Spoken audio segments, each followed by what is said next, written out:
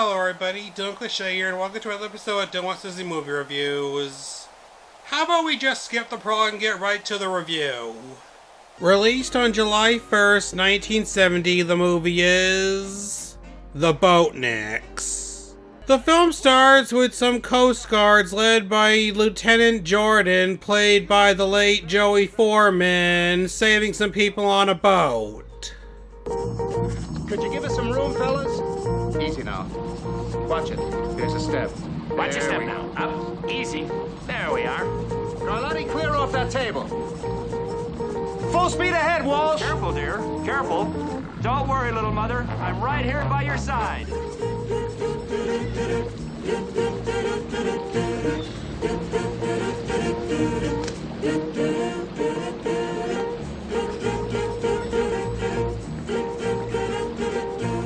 Lieutenant Jordan's being requested to transfer to another station. Boy, will I be glad to get out of here. I don't know. You won't find anything like that where you're going. Yep. I know. But that's what's so frustrating.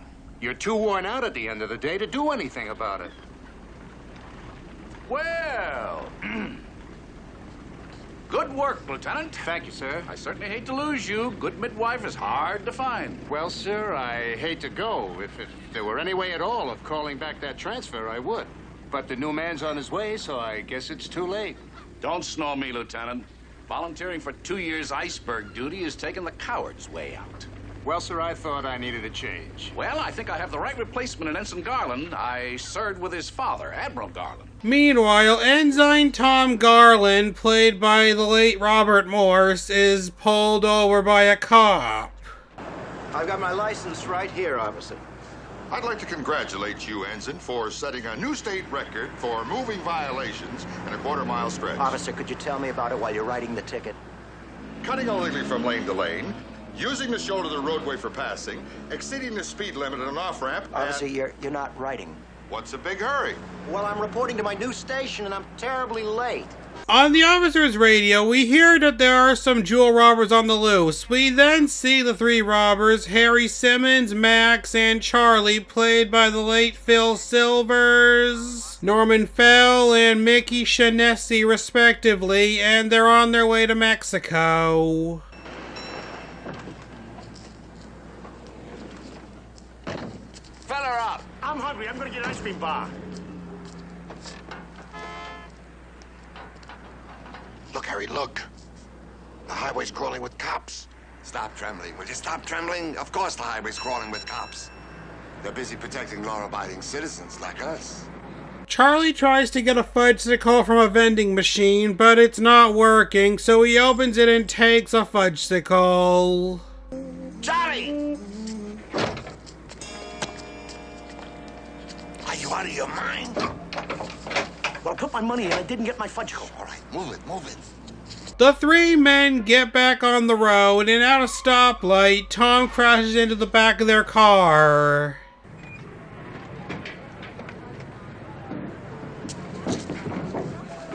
I'm terribly sorry. Yeah, let me give you a hand, sailor. Guess my mind was on other things. Of course it was, on our country's defenses. And we did stop short. Why, you have every reason to be livid. Ah, there you go. No harm done. All right, man, back in the car. Oh, but I smashed into your trunk. Just a scratch. And I'm sure you're anxious to get back to your ship. Well, yes, I am a little late, but...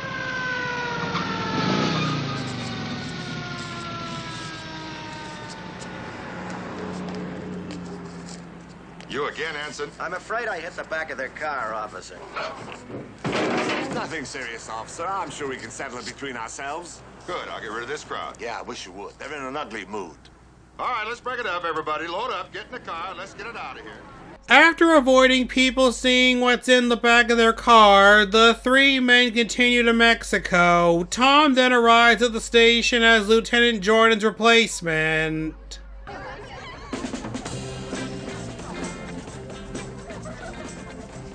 Ahoy, Ensign. Are you talking to me? Are you the replacement for Lieutenant Jordan? Yes, I am. Oh, great. I'm Jason Bennett. This dear thing is Tina. Hi. Hello. And these are some little friends. Hi. Hi. Come on board. Join the party. Thanks, but I can't right now. Oh, but you must. It's in your honor. In my honor? Actually, it started a couple of days ago as a going-away party for Lieutenant Jordan. But we just thought we'd keep it going as a welcoming party for you. That's very nice, but I still haven't reported yet. Well, you better hurry back. Your party ends at 6. Then we start our salute to the Lusitania. Bye. Bye. He goes to see Commander Taylor, played by the late Don Amici. Sir. This is Lieutenant Jordan. You're relieving him as skipper of the Point Melee. Welcome aboard. Oh, thank you, Lieutenant. Jordan's going to stay on until you're familiar with your boat and your crew. Thank you, sir. Coming from a seafaring family as you do, that should take more than a day or two. I served with your father, Garland. Really, sir? Oh, if you're half the man Torpedo Tommy was, we're proud to have you with us. Thank you, sir. Meanwhile, the three robbers are in a motel room and Harry disguises himself as a Commodore. Wow, that's a terrific outfit, Harry. Commodore, do you mind? From now on, I'm Commodore Simmons, member of every exclusive Eastern Yachting Club, champion blue water sailor, and personal friend of the late Sir Thomas Lipton. Now, where did I put that book on sailing for beginners? It's over there on the table. Ah, I still say it's a crazy idea to try to sail in Mexico. crazy idea, huh? Well, look, they got roadblocks to the south, roadblocks to the north, and cops watching every airport east. That leaves us 2 ways to go. Straight up or west. But why a sailboat? Why not a motorboat? Much too obvious. That's just what they would expect. Now, what could be more innocent than 3 gentlemen of leisure cruising to Acapulco? But you never sailed before. There's no problem as long as we take this book. I think you should take another book, the Bible. Max, I'm warning you. Well, why take a chance on the wind? We got the... I agree with Max. You never sailed a boat before. But the I don't book... think that book will take us past the breakwater. The book will take... You realize, of course, I can charge you both with mutiny. In a motel room? The robbers go to the docks with the jewels hidden inside picnic food, and they ask Kate Fairchild, played by Stephanie Powers, if they can rent a sailboat. Oh, something suitable for a cruise like to, Catalina? Catalina, I thought you said we were going to go to Mexico. He's so anxious. Well, excuse me. I've got this 28-foot catch. Would that be all right? My father, the old sea dog, always used to say to me as we were standing on the deck of his brigantine, he'd say, son, if you must rent a boat, make sure it's a catch. Have you got something a little smaller? See, I haven't done much sailing. Yeah, Bilgewater. The man's a regular jack tar. Why, it's a thrill to see him at the fantail, a sturdy hand on the spinnaker. That's a neat trick. You see, the spinnaker's forward. Ah, is she quick? I was just testing you, man. After all, I wouldn't want to rent a boat from a girl who didn't know her spinnaker from her fantail. Yeah, she's quick, right? I like the cut of your jib, ma'am. Kate then goes with 2 boys for a sailing lesson. The robbers put the sails up and start sailing away by accident, with Charlie needing help getting down. Max, hurry up. Get me down out of here, Max. Get me down. Wait a minute. Harry, the book, Harry. Ready the book. Steady the boat, Harry, do something. Harry. Come down! Come down!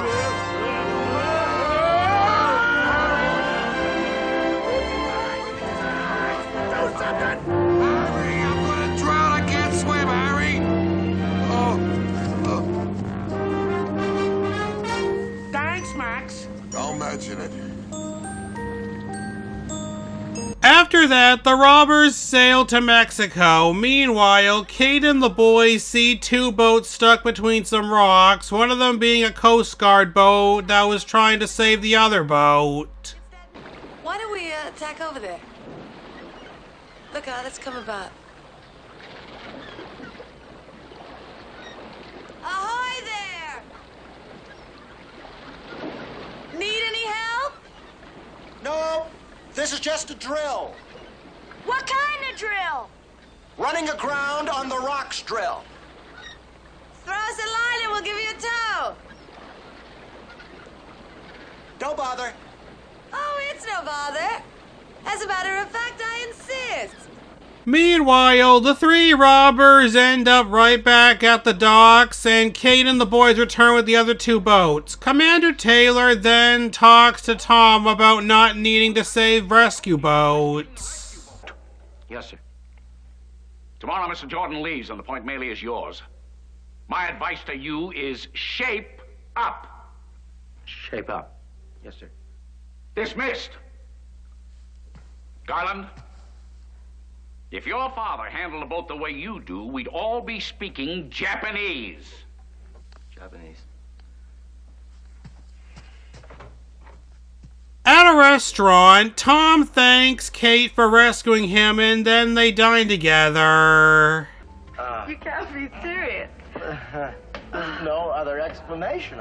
The fates are against me. I'm jinxed. You know when I was born? When? December 7th, 1941, at the Naval Hospital in Pearl Harbor. That doesn't prove anything. I took my training in Miami. You know how many hurricanes we had? 12. Well, that's not unusual for Florida. In 1 week? I mean, we got hit by Adele through Lisa. Mona followed me to Kansas. And what about you? The first time I met you, I soaked you with a can of paint. That has nothing to do with fate. You're just clumsy. Oh. You know what I think your problem is? What?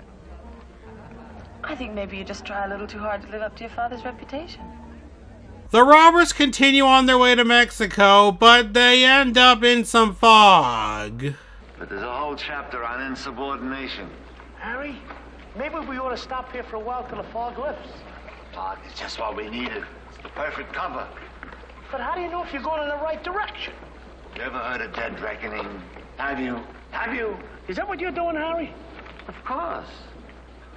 All I have to do is keep an even keel and a steady hand on the tiller. And this time we wind up in a Chinese restaurant. Suddenly, the Coast Guard accidentally crashes into them. We're sinking. I know we're sinking. Charlie! It's the only one I can find. Give me that. I can't swim. Need it in a picnic basket. Ahoy there, you all right? You sank our boat. You smashed it. Send for the Coast Guard. We are the Coast Guard. Walsh, lower the boat. Break out soup and blankets. Give me that. Max, what are you... Max, it's more important to cover the basket. Harry! Harry! In Scum. Somebody up there hates me. Don't panic. We're lowering a boat. I was wrong. Somebody down here hates me. After that, Commander Taylor talks to Tom about how he crashed the rescue boat into a sailboat. It may be no excuse, sir, but they failed to state their position. We lost them in the sea return. You're right. It's no excuse. And the report does show, sir, that we were in heavy fog. It was a beautiful day when you ran that boat on the rocks. That's true, sir. I am warning you, Ensign Garland. Father or no father, if you goof up just one more time, not only will you lose command of the Point Melee, but I will write a fitness report that wouldn't qualify you to command a kayak in the Bering Straits. Yes, sir. Dismissed.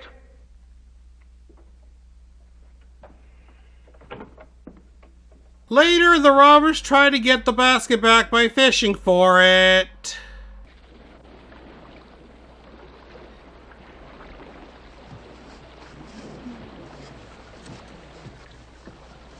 This is hard work. Will you give me a hand, Charlie? Harry told me to fish. And you keep fishing. It's all part of our master plan. Charlie's our cover. Does your master plan include a... Wait a minute. What? Oh, I feel something. Give me a hand. Come on.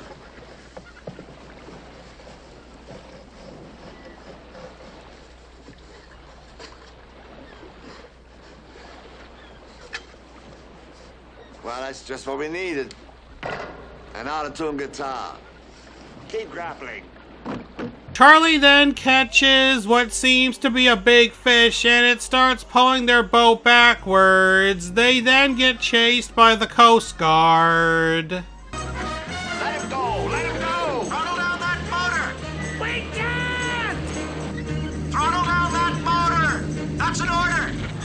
How can we throttle it down? We haven't even started it. If you don't slow down, I'll have to give you a ticket for speeding. Give it to the fish! Tom then gets invited to go on a cruise across the bay, hosted by Jason, played by the late Wally Cox. Buzz Langley is giving a surprise luau on his yacht for his ex-wife. The boat's still in her name.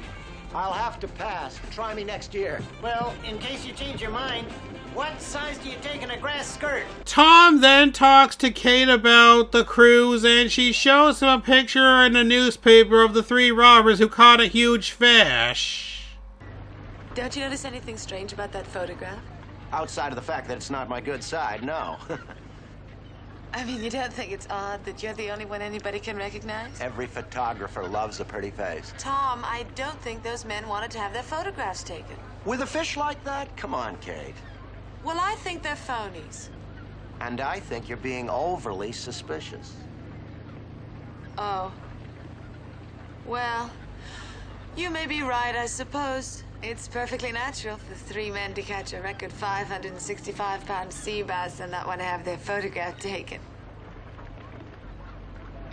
The robbers then go back out to the bay. Charlie goes diving for the basket, and the Coast Guard wonders what they're doing.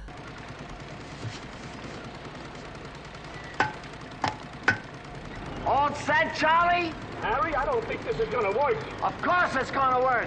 You heard the man at the surplus store. All I have to do is read this pamphlet. Why me, Harry? I don't know how to dive. Give me your hand, Max.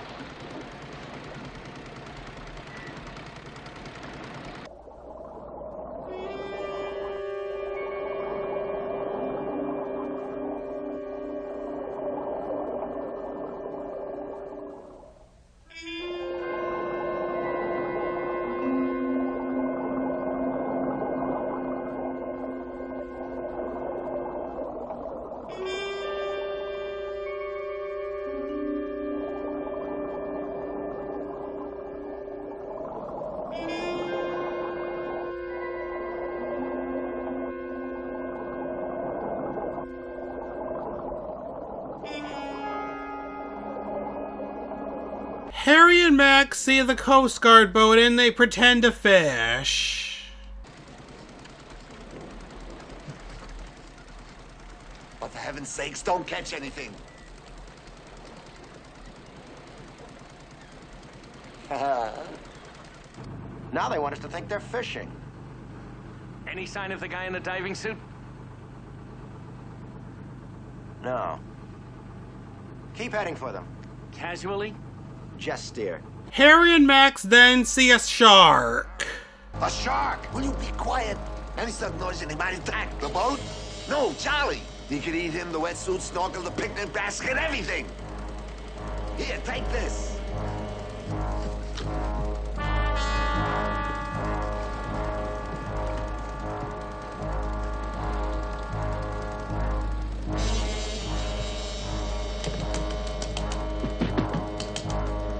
Charlie sees the shark, swims up to the surface, and Tom shoots the shark with a rifle.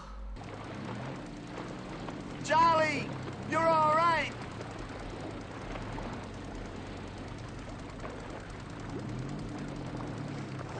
Charlie, I'm so glad to see you. I think I got the burns. Just don't depend on me for mouth-to-mouth resuscitation. Max, come on. Back in their motel room, Harry calls a long-distance operator and places a call to Tokyo, Japan. Tokyo? That's right, yes. It's person to person to Mr. Masamori Tanahara. The number is Fujiyama 2571. Right. Now, if there's no answer, try Kamikaze 62914. Yes. Okay, I'll wait. Harry, I'd like to ask you a personal question. Why are you calling Tokyo? Why am I calling Tokyo? Why are you calling Tokyo? Masamori! It's Harry Simmons. Yes, yes. Oh, fine. Look, Masamori, baby, I need a favor. No camera. Forget the motorbike. I got watches. Now listen, what I'm really in the market for is, do you know a good pearl diver? The next day, Tom sees a newspaper in a wastebasket with a story about the three robbers. Meanwhile, the men are at the airport and a Japanese woman named Chiyoko Kuni, played by Midori, arrives. You guys see what I see?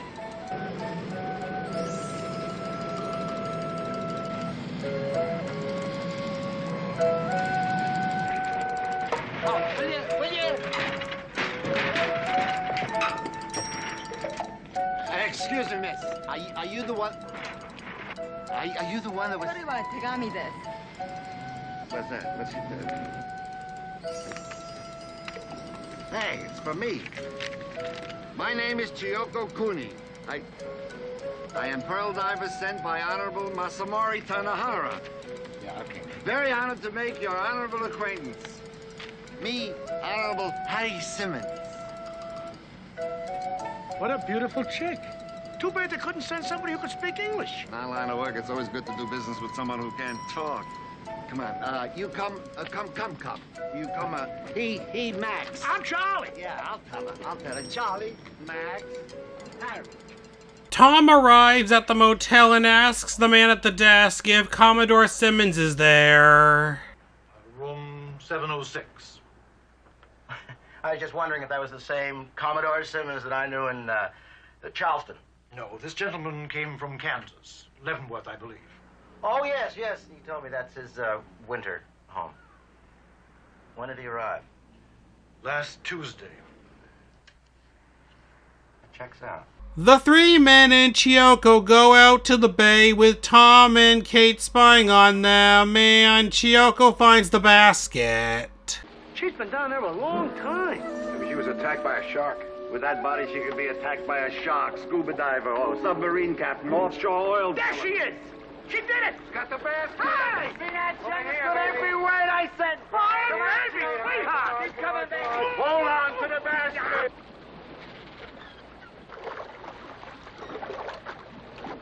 They sent all the way to Japan to get a diver to bring up a picnic basket? Picnic basket? Let me see.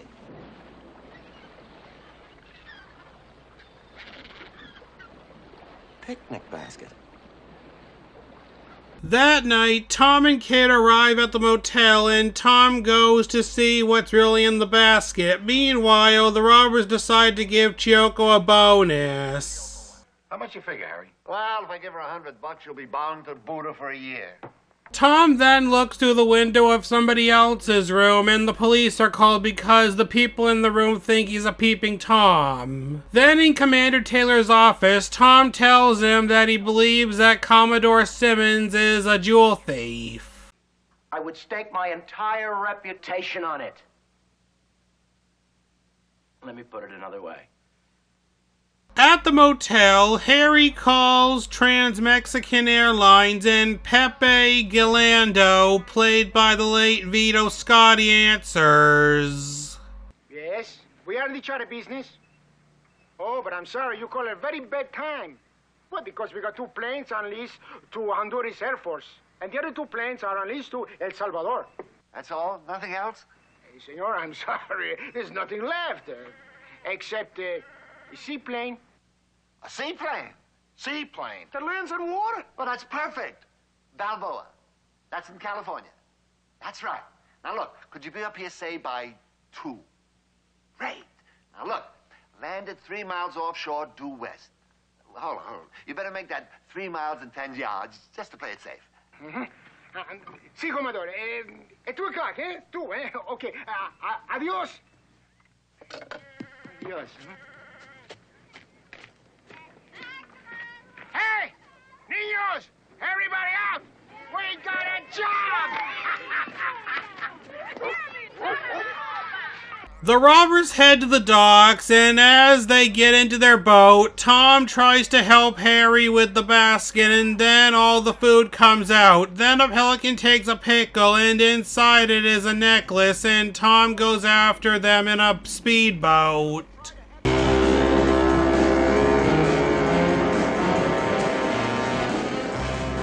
down, Max. Don't you know the speed limit is 5 miles an hour in the harbor? Harry? That's better. Now just innocently head for the channel. Harry, I think we're being followed. Followed by who? It's that Coast Guard guy. Doesn't that guy ever give up? All right, Max, full speed ahead. And duck in behind those boats. Well, why do you want to go that way? The channel's that way. Will you stop arguing? We're gonna lose them in traffic.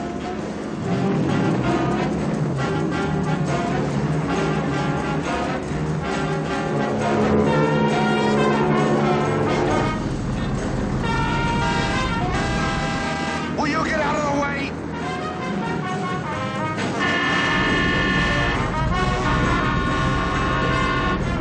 Can't you keep a steady line on this Trying to get through. These guys keep cutting That's what you're doing. The robbers get stuck in the middle of a bunch of boats. Tom comes after them, and they hide in the crowd on Jason's boat and then get into a submarine.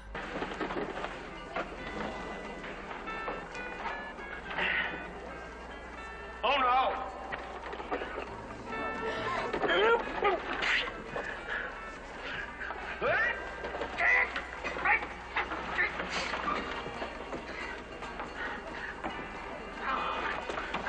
Harry, we don't know how to run a submarine. We'll all get killed.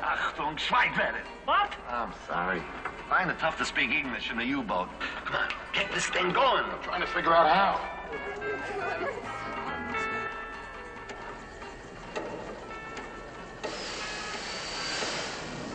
Harry? He knows what he's doing. Don't you, Max?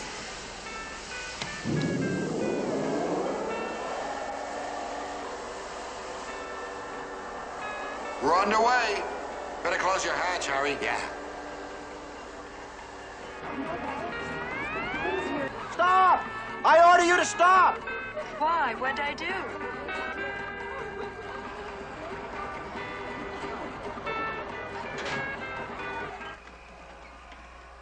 Okay, Max. Head for the channel. Tom then chases after the three men in a Sea Scout canoe. Stroke! Stroke! Stroke! If you find a message in an empty bottle, make sure it gets delivered. Stroke! Stroke! Stroke! Stroke! Stroke! Stroke! Stroke! Stroke! Up periscope. Watch it. Will you watch it? My eye! My eye! Do you have to? He's still after us. Who? Our albatross. Full speed ahead, Max. Stroke! Stroke! Stroke! Stroke! Stroke! Stroke! They're gaining. I can't make this thing go any faster. Prepare to dive. Underwater? Down periscope. Oh! Dive. The submarine then goes underwater, and then the Coast Guard boat arrives. Tom gets onto it and goes after the robbers. You think we lost him, Harry? We're home free. Conrad Fight couldn't have done it any better. Hold your course, Max. Due west. Down periscope. Ow! What?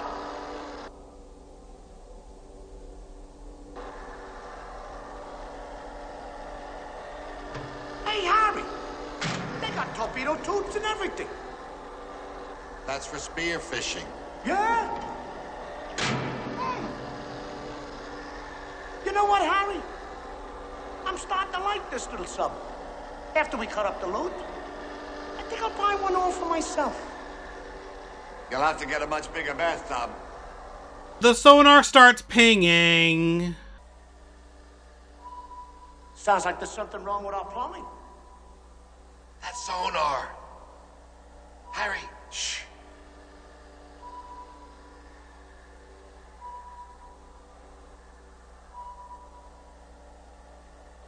We got them. We got them, sir.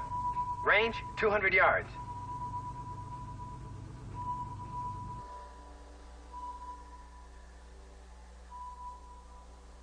They're coming closer. What are we gonna do, Harry? Cut the engines and take it to the bottom. So Max stops the engines and the submarine goes to the bottom of the sea, causing the Coast Guard boat to lose them. But then Charlie sneezes and the boat picks them up again and Harry gets an idea. Charlie, take the jewels out of some of the chickens and salamis and Max. Rise towards the surface without the engines.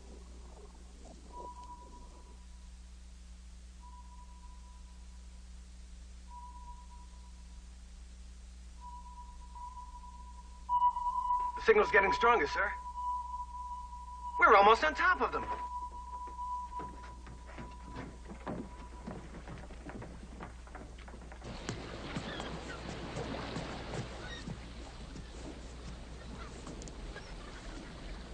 Charlie then loads the food into the torpedo tube and then launches it.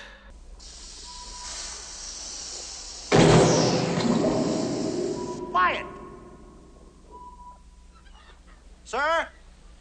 Something's coming at us.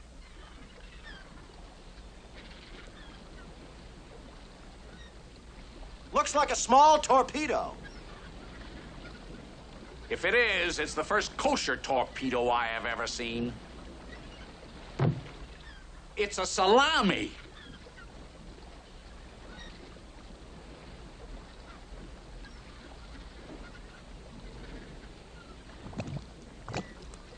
Look! What is it? The little sub must have blown up. Too much pressure from the dive. So far the plan's working and the Coast Guard boat starts heading back to get some divers, but then the submarine goes up to the surface to the seaplane and Tom sees it. Commander Taylor! What is it? What? What? The sub. Reverse course 180 degrees. Well, I'll be... They didn't blow up. It's the old Conrad fight trick. Full speed and give her all she's got. Full speed.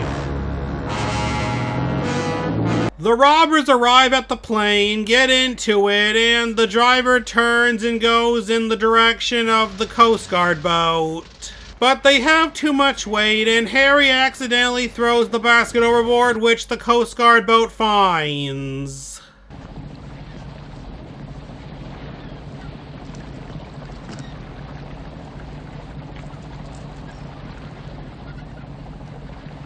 You have done it, Garland. You come through. You're Torpedo Tommy's son, all right. Thank you, sir. We'd better get on the radio and have headquarters alert the Mexican authorities. Let's take all of this, Garlotti, and make an accurate list for the authorities. Kate then puts a ring from the basket on her finger and tells Tom that it would make a great engagement ring. Perfect. Oh, well. You know something? I can't seem to get it off my finger. Funny. Well, I guess you'll just have to keep it.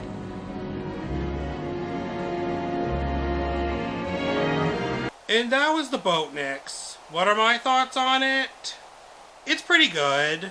In the end, I give this film 3.5 stars out of 5. Well, that's it for the Boatniks.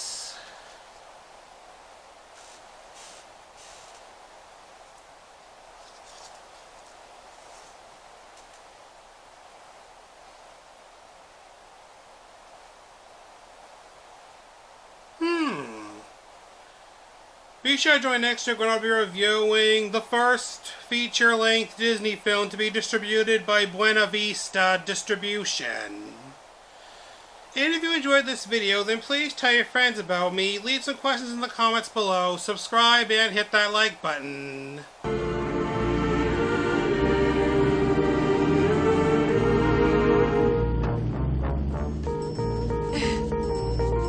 I don't know how I'm gonna break the news to my pelican.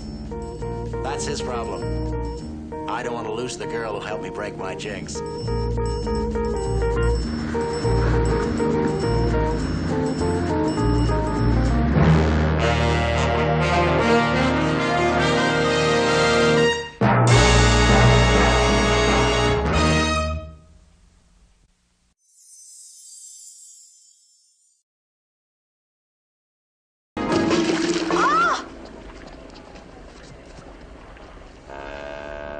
Did I do that?